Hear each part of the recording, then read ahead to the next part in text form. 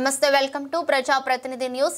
సిద్దిపేట జిల్లా కేంద్రంలోని ఘనంగా రేవంత్ రెడ్డి చిత్రపటానికి పాలాభిషేకం. కాంగ్రెస్ పార్టీ నాయకులు చక్రధర్ గౌడ్ వారు మాట్లాడుతూ రాహుల్ గాంధీ ఇచ్చిన హామీ మేరకు ముఖ్యమంత్రి రేవంత్ రెడ్డి రైతులకు ఏకకాలంలో 2 లక్షల రుణమాఫీ చేయడం జరిగిందని కాంగ్రెస్ నాయకులు చక్రధర్ గౌడ్ అన్నారు.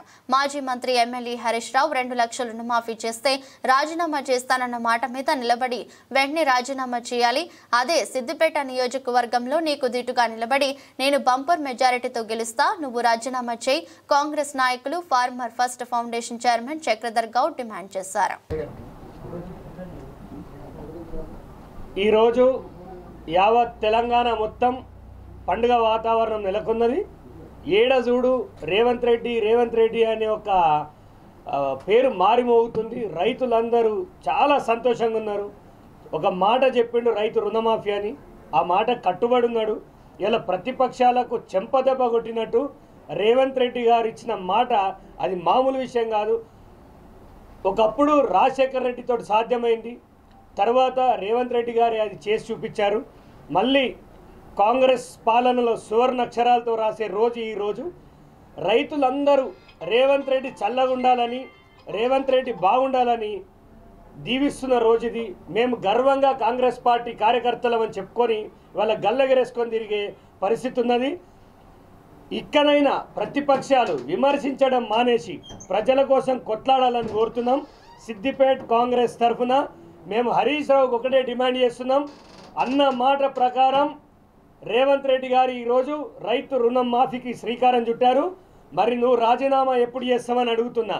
నీకు విశ్వసనీయత ఉంటే, నీకు ఒక రాజకీయాలపైన ఏదైనా విలువలు ఉంటే ఖచ్చితంగా స్పీకర్ ఫార్మాట్లో మీ రాజీనామాను సమర్పించి ముక్కు నాలుగు రాసి తప్పైందని రేవంత్ రెడ్డి గారికి చెప్పాలి.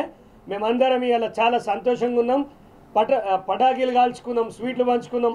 అయినా మాకు ఇంకా ఏం చేయాలో అర్థమవుతలేదు. అంత ఆనందంగా ఉన్నాం.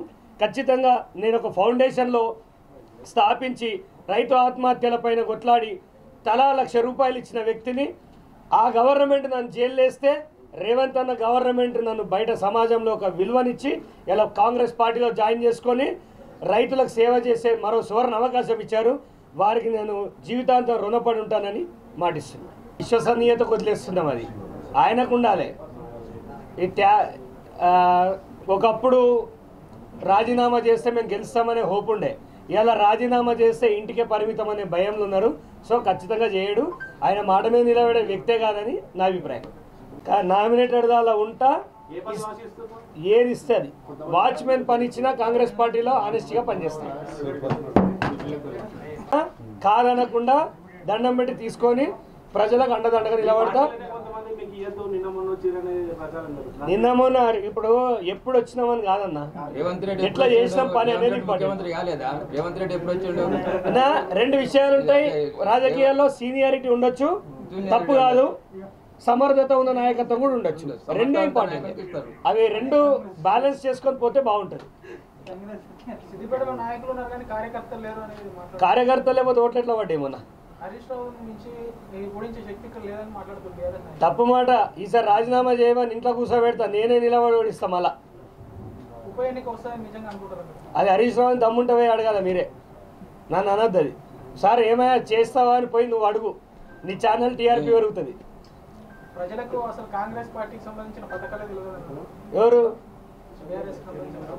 ఆల్రెడీ ప్రతి ఇంటింటి ఉన్నాయి. సిద్దిపేట ఒక రోజు ఒక ఏడాది తర్వాత ప్రతి ఇంట్లో రేవంత్ రెడ్డి ఫోటో ఉండేలాగా పనిచేస్తాం మేము.